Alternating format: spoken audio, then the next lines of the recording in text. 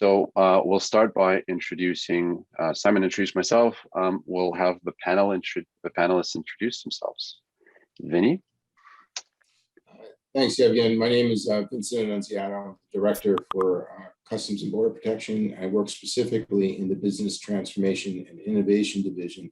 Just a quick note on my background. I'm the business architect for the Automated Commercial Environment, or ACES, single window and cargo release, which I did for Customs. Awesome. Thank you. Karen. Good morning. I'm Karen Morton, a technical leader in the Energy Information Business Unit at the Canada Energy Regulator. Essentially, I'm the chief cook and bottle washer on energy export and import reporting, including looking at possibilities for modernizing our approach to this regulatory responsibility. And if you're concerned that I look like I lost a fight in a gangland war, I will assure you that indeed I won. Jim. Good morning. I'm Jim Osterbahn, CEO of Neoflow. I certainly, with Evgen, share the excitement that we have today with launching our product. I've spent more than 35 years in the energy business, most recently president and CEO of the Natural Gas Exchange, certainly one of the world's largest physical clearing houses of energy. Good morning. Awesome. Thank you. So let me give you a taste of what Neoflow is before we dive into the panel itself. At the heart of a platform, we have a digital passport. So if you think about a digital representation of a hydrocarbon molecule that is complete with attributes and life cycle events. And this passport isn't just reported or built by one organization based on its information, it's built by the entire value chain. So we support producer, pipeline, refinery, and other value chain participants, adding what amounts to a birth record of a barrel of oil or MMBtu of gas, transportation, and refinement records.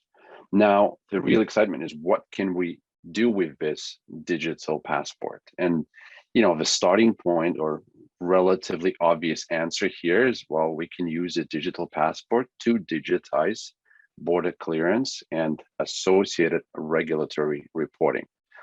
And that's what we've been working on with DHS, CBP team from the US, represented by Vincent, as well as Canada Energy Regulator. Thank you, Karen, for joining. But the additional excitement for us is what else could we do based on the digital passport? What if we could digitize contract and payment lifecycle to a point where there are no payment disputes or contract disputes within transfers of barrels or gas shipments? What if we could create a verified record of greenhouse gas emissions at a barrel level, at an MMBtu level? So that for us is what Neoflow and the digital passport opens the doors to. Let me give you a 30-second tour and we'll switch to questions. Perfect. So here, so I've logged into our production environment, pre-production environment. What I'm going to do is I'm going to search for products. If I can find it, sorry. So what I'll do is I'll open up a basically a batch of oil. So here what we can see is a set of events. So this specific batch of oil basically was born or was extracted in Fort Mac.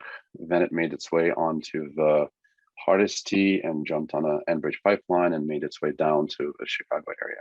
So the platform allows for us to capture the entire life cycle of events, as well as attributes such as where this data is coming from, who produced this data, and attributes, and location.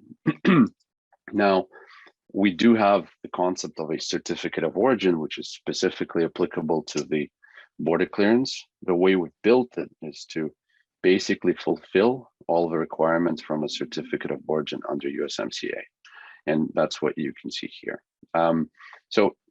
Enough of me talking. Let's get our panelists into a discussion. Vincent, perhaps you can start with articulating a vision for digitizing border clearance from CBP, and sort of think about, articulate how Neoflow, or a product like Neoflow, fits into that vision. Thanks, Evgen. I'm going to start a little bit broadly and give you all a little bit of history, work into what we're currently doing, and then talk specifically about some of the work that's being done with pipeline. So we started in 2017, we being CBP and Department of Homeland Security Science and Technology Directorate, looking at blockchain products and what we could do in that space. We did some groundbreaking work there. We were able to develop what's called interoperability standards. Now, this is different than open source, where you can take a software and simply put it wherever you want. The interoperability piece allows us to work across blockchains or work across other technologies to collect data. And what we did there is we were able to transfer data in a stream from one blockchain to another in our very first attempt. And in our second attempt, we actually had multiple blockchains talking together as if they were one blockchain with communication. So it was really good. But in doing that testing, I don't know if you all recall, but when blockchain first came out, you would have thought it would have solved world hunger, world peace. We realized that blockchain would be one tool in our arsenal, and we pivoted more towards the interoperability because in general, we can't force everybody onto a technology. So we've developed a way that you can use the technology of choice and be able to communicate in that fashion. What blockchain did for me, by the way, one of the most powerful things that it did was it allowed me to start understanding, especially from a business engineering perspective, that it becomes groupthink in a sense. It's everybody on the supply chain participating and being able to submit data. And then everybody, and I'm going to qualify this with a need to know, can obtain that data all at the same time. We affectionately call it now the team sport of data. And that's what's most intriguing to me. In stating that, please realize that we're a government agency. So we can't do things like what Bitcoin has done, where the data is just out there. We have to be very, very cognizant of personally identifiable information, not giving that out. And obviously trade secrets, we don't want to give those out because we don't want to put those people who are digging through garbage cans to find data on other companies out of business, right? We want to make sure we don't just give it away. This led us, all this work led us to a point now where we are really looking closely at securing that supply chain from beginning to end. We did a study not too long ago, and the government found that it was not involved in about the first third of the supply chain. Not very good, because we're being reactive and not proactive.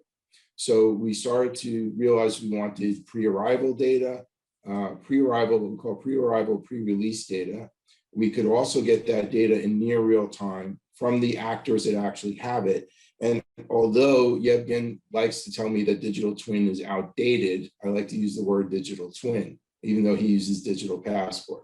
And Yevgen, please keep me honest on time, because I did not watch when I started. So if you can give me a 1-minute warning, that would be great.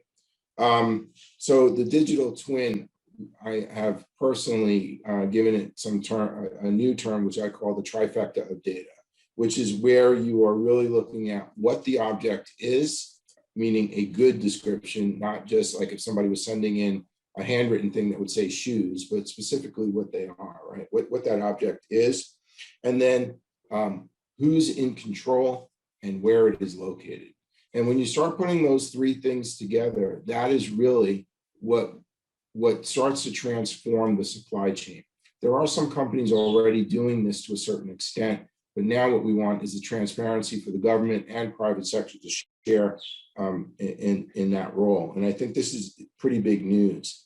From there, we started catapulting into developing a vision, an ongoing vision with our operational groups. So now we've formed what's called the 21st Century Vision, and that is actually starting to change statutes so that we can get to the non-traditional actors, that the data will come in earlier than normal now, the normal times, and that we can get from the beginning of the supply chain to the end.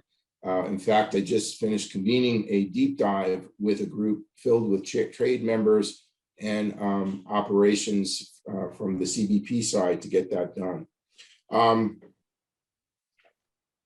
The big thing with the technology is that, again, I think in certain cases, a lot of companies have gone out there and just forced a technology on somebody and pushed them into a specific direction. And what we've done now is in the partnership with DHS S&T, is we worked through the Silicon Valley Innovation Program, to which MavenNet is a part of. And the idea here is, and MavenNet has done a fantastic job, I can honestly say, but the government doesn't want to get caught up in what's called vendor lock-in, meaning if for some reason MavenNet moves on 5 years from now after doing this bang-up job and to bigger and better things than the work they've done with the government, we won't be left in a lurch, and we can still bring another company in to do the work as well. So a lot of this is based on open standards, which, by the way, are licensed through royalty-free mechanisms so that you are not paying for it. It's kind of like the beginning stages of the internet. A lot of the software companies out there that are promoting certain technologies, if they do this work for you, you will pay for it in your licensing. So when you start thinking about the supply chain, the beginning to the end, in order to make this work, if you go technology first and not business first, technology first causes everybody in the supply chain to move into that tech, and that tech then puts even the smallest player at risk, right? In this case, we're opening up so that the interop can accept all forms of tech, and this is something that we're very proud of in the work that's been done.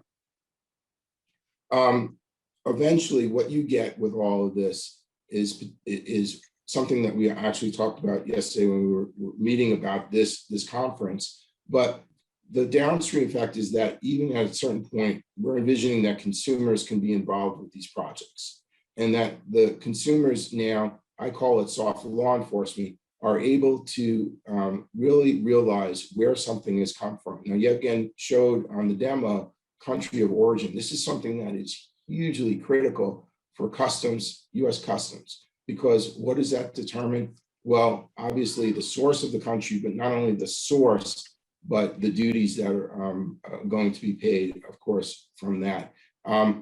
Being able to get to the steel, the certificate of the oil, and being able to get that point of origin in, and also understand the composition that's come in, the diluents, the movement of the petroleum, seeing all of that, getting all of that earlier, and then obviously having this stakeholder identity known all the way through the process. And the way that we look at this is kind of like a relay race, where somebody is handing off that baton. Remember that digital twin that I just was talking about? We can see in every step of the process who is in control and where it's at and what it is. And this is what is really eye-opening to us on our side.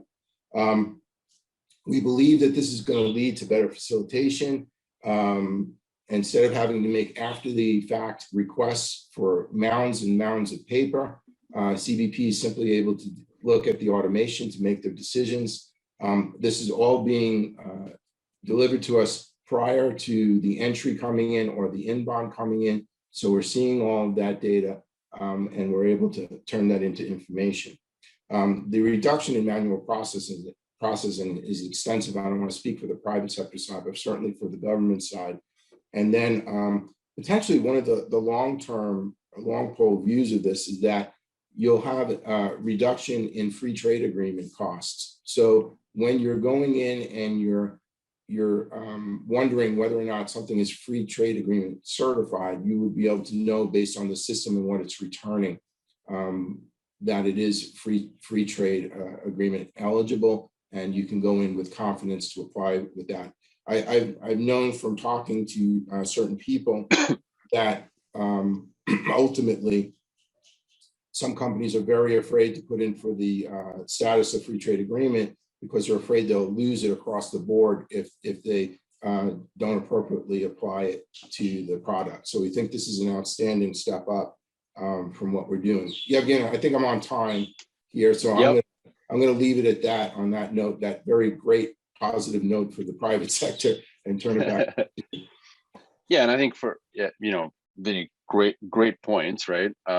When we think about the benefits of this technology, there is a direct set of benefits to the regulators, to the government authorities, CBP, border clearance authorities, as well as to the private sector. And so I think you covered well the benefits from a CBP and DHS perspective, right?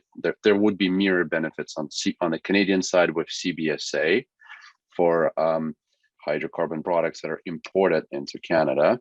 But let's switch to the regulator perspective. And Karen, I think you're best to talk about that. Sure. Let me start by saying that for the Canada Energy Regulator, or the CER, that we have 4 strategic priorities this year. Number 1 is competitiveness. The Government of Canada is committed to enhancing Canada's global competitiveness. 2, trust and confidence of Canadians in the CER, including its data and information. Data and digital innovation. So creating data and digital systems that enable effective delivery of our mandate, and reconciliation with Indigenous peoples. There are several challenges that we face right now with export data, and I can put the benefits of this type of technology through the lens of 3 of our strategic priorities. In terms of competitiveness, the CER could modernize its regulatory approach to exports and reporting. This could give us timelier, accurate, verifiable data for Canadians and energy markets, and Vinny had just commented on that. Also, it would reduce the reporting burden for the exports and things like pipeline throughputs. The data would be delivered electronically from the platform, and therefore the back office cost savings of paper and digital file exchange would address some of the pain points of the data intake process. This pilot will support work being done under our as part of our data and digital innovation. It will enable the CER to determine if the blockchain technology is appropriate to meet the requirements for regulatory reporting for exports and imports. It will allow the CER to get experience with how a blockchain-enabled platform and digital credentials can assist us in executing our regulatory responsibility, not only for in the trade aspect, but in the future for other areas of responsibility as well. And lastly, I believe it will assist us in building a foundation for issuing and utilizing digital credentials and for further automation. It will also increase the speed of our information collection, and because blockchain systems are constantly updated, we could have access to timely or even real-time data in advance of commodities crossing the border, as Vinny spoke of a moment ago. Currently in our system, exporters have 30 days after the end of the reference month to report to us, and I imagine that our CER analysts will not have to wait 45 or 60 days after a shipment crossed the border to know what actually happened. And I imagine them being able to have access to this aspect of the market continuously, rather than a glimpse of the past once per month. And lastly, with respect to blockchain technology, I think one of its key benefits is the reduction of fraud, particularly when paired with verifiable digital credentials. And today, as information is shared in paper form, PDFs, Excel, or Word files, there's no guarantee of veracity or validation. And once the information has changed multiple times, it's hard to prove the integrity of that documentation. I think Vinny was alluding to that as well. with respect to the origin of products. And I'll leave it at that. Great. Thank you, Karen. Jim, can we talk a bit about the potential challenges in gaining wide-scale adoption from a technology like Neoflow? Yes, good morning. Yeah, certainly, that's in my mind similar to other changes in technology that we've had in the past. And when there's a natural fear of change, I think certainly as Vinny said earlier, the blockchain has almost become a bit of the nom de guerre as far as the flavor of the moment, but people not really understanding, I think, the breadth and implications of what a properly deployed blockchain application will have, though. So, I think there's that natural fear of change. I think, when you deal with a product like Neoflow or others, there will be changes in internal processes that will be required, I think. And sometimes it'll be, I think, with some concern as to whether the change and the effort of the change is actually worth it. And I think, from our perspective, you've already heard Karen and Vinny mention, I think, to some of the benefits that they pointed to from their perspective as regulators and having statutory obligations. I think you're going to flip a lot of those over on their head and look at it from the side of industry participants who are moving oil across the border, and really those benefits are similar, though. So there is, I think, also an opportunity to reset relationships within this regulatory framework, and that's, I think, another challenge. I think there is, over the course of the exporting oil into the U.S., a series of, I think, perceptions, biases that have arisen, and I think there's this really, with this tool, which really, I think, improves the experience for everybody, and a chance to really have a reset on those relationships, which I think will be positive. So I think those would be some of my initial thoughts on that, Yevgen. Great. Great. Vinny, what are your thoughts on adoption and basically driving this kind of change within the industry? So I kind of want to be blunt right now. I hope you guys don't mind. This Neoflow product is transformative. And I think that anybody who has the opportunity to get on board and see what's going on with this, I think it's good. The improvement is vast. And I can't speak highly enough about this. For the US government, for CBP, we are now breaking down barriers in ways that we've never done before. These are predecessory builds to what's coming. What I didn't mention before, and I just thought about it now, so now's a perfect time. This is the first step towards integration with our ACE system that allows us to get out to non-traditional actors. It allows us to get to pre-arrival, pre-release data. It reduces the burden, I think, on industry, and I think overall on the government to do the work that we're supposed to do and do it efficiently. And I think that there's such a gain in financial capability here, but then just the automation of the systems and taking us out of the dark ages and putting us into the 21st century. So I'll leave it there, Yevgen. Right. So it's basically getting access to truly digital representation, digital twin, digital passport that basically substantiates, from your perspective, the declaration for entry into US commerce. Therefore, makes your life of assessing origin and tariffs more straightforward, but for the industry allows them to right size, if you will, the tariff burden, especially on the oil side. And then the downstream effect, obviously, being able to certify the origin. And I think, like I said, if that transfers down to the consumer at some point, having that VC, the verifiable credential, to state that would be an outstanding improvement. Awesome.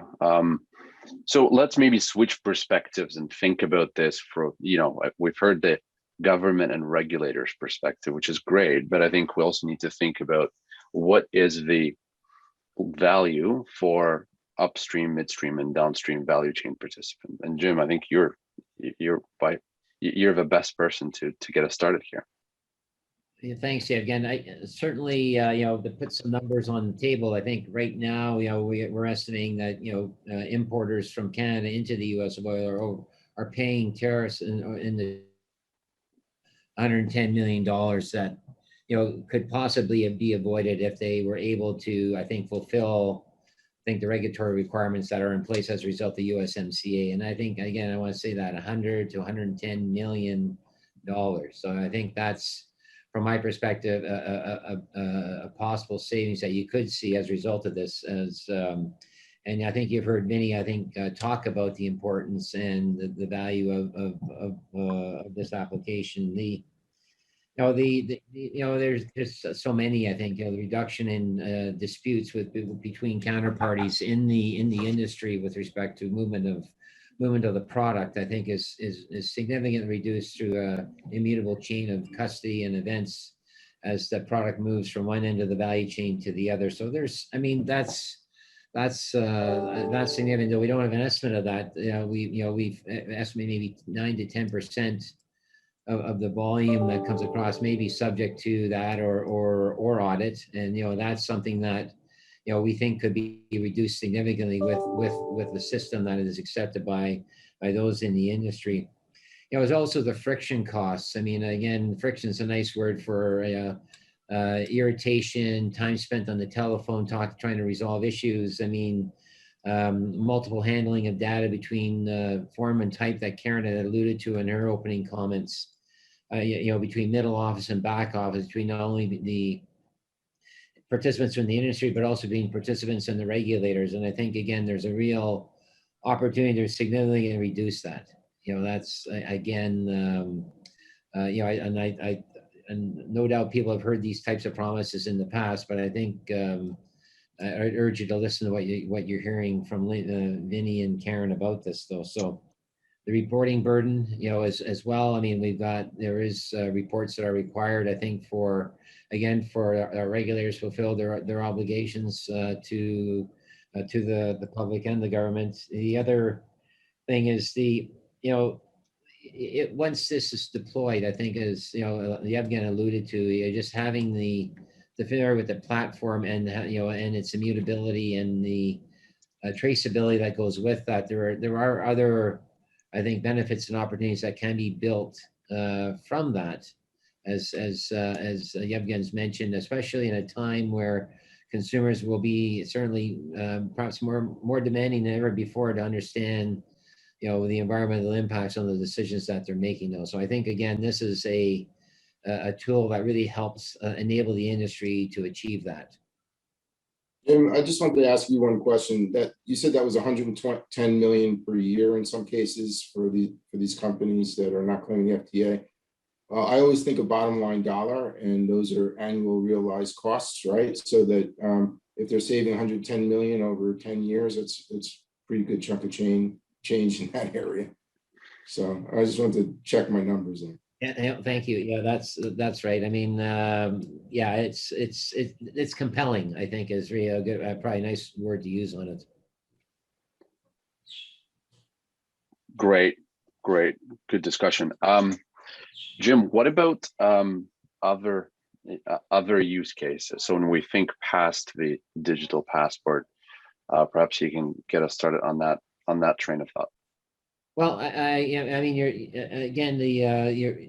the idea that you can take a barrel of oil or a gigajoule or MMBtu of gas and essentially trace it through the value chain right to end use, I think, which is possible with this technology. I think is just, if you think about that, you're starting to see some early indications, for example, of sales of hydrocarbons using a designation of some type to downstream consumers. And to be clear, we're not a standard setting organization, but what we would take is what's being recorded and reported by participants in the value chain and making sure that's secure and immutable, and then that say that rolls down, you start to see that. And producers have spent significant amounts of money in both Canada and the US in response to what changes in regulation, but also in anticipation of where consumers and regulation are going. So I mean, and I think that record speaks for itself. I mean, ESG has become an overused word in the industry, but there have been significant and sincere attempts, I think, to try and do that on both sides of the border. And I think, again, this provides those producers who have, I think, stepped up and recognize where trends are going to try and get some ability to be able to begin the basis of differentiating the commodity. I think so. That's sort of the, I think, something that is possible with this proof of environmental impact that we talked about earlier. And then, I mean, the automation of payments and smart contracts are also possible here.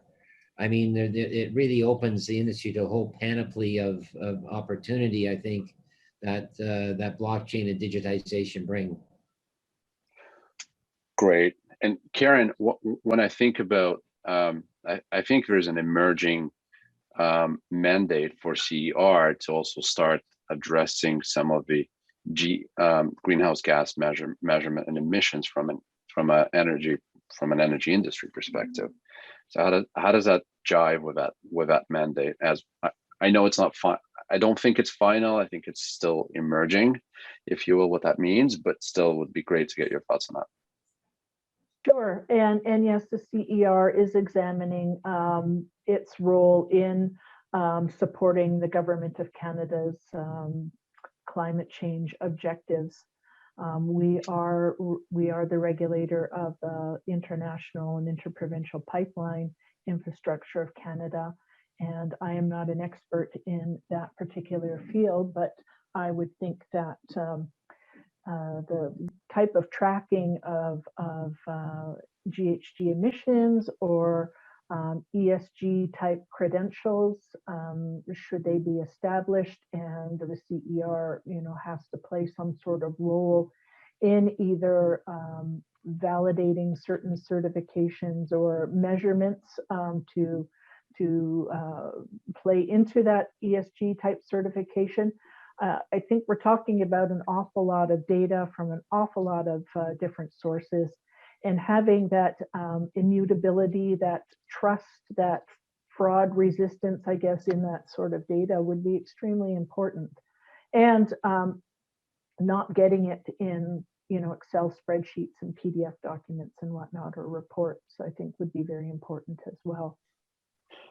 Great. So what Karen and Jim talked about is attaching a specific verified measurement of the environmental impact. So think about kilos of CO2, tons of CO2, hopefully not tons, and kilos of CH4 released into the atmosphere throughout the life cycle of a fuel, right? We think this can drive significant benefits downstream as natural gas and oil and other hydrocarbons are being used in a lot of products we consume and in a lot of products we rely on. So think about the bar of steel that's being used in manufacturing of a vehicle or constructing of a building. That bar of steel had a fair amount of energy used in its production, both directly as Scope 1 emissions and indirectly as Scope 2 emissions. So we think attaching the clear verified environmental footprint, not just to a oil well or a gas well, but to a specific MMBTU, to a specific barrel, can open up doors to new possibilities on the downstream measurement and sort of qualifying responsible production from an environmental impact perspective. We know responsible isn't necessarily binary. It's not just renewable or not, but there's a full gradient in between, and we're hoping that providing transparency through a product like Neoflow on the environmental side will unlock some really great potential on that front. Just keeping time in mind, I think we're coming to the end of our time slot. Kyle, Simon, where are we on the time? You've got a couple of minutes to wrap up if you need them. That's up to you. Yeah, great, awesome, thank you. Let me perhaps share the final thought, if you will. So, I mean, all in all, we think in line with digitization within oil and gas of the platform that we called Neoflow, the platform on which we've been working on for the last 2.5 years, can bring significant benefits. The starting point of those benefits is a digital passport, digital border clearance, digital export compliance, right? But we think there's a ton of potential on both contract automation, payments, environmental impact measurement, and being able to not only drive down costs and optimize existing processes, but do things like create differentiated products, responsible natural gas, and create them consistently and create them at scale. That's what we think Neoflow allows, and that's why enables, and that's why we're very excited with the possibilities that'll emerge in the next 5, 5, and 10 years. That's it on our on my side. Karen, Jim, Vinny, any closing thoughts? Well, I think I think I can only echo what Vinny has said, and Karen has said. This is something that is coming. From our perspective, will be arriving. We certainly have appreciate the partnership that we've developed with CBP and DHS on this over the last period of time, and certainly look forward to expanding that as we move forward, though. So thanks again. Thank you. Yeah, again, I think this is groundbreaking technology. I think it's groundbreaking business process. I think the industry should take a very close look at this for early adoption and start looking at the ramifications, the good ramifications of what's come from what Neoflow is providing. And it's been great working with you guys as well. And I'm looking forward to seeing what this produces.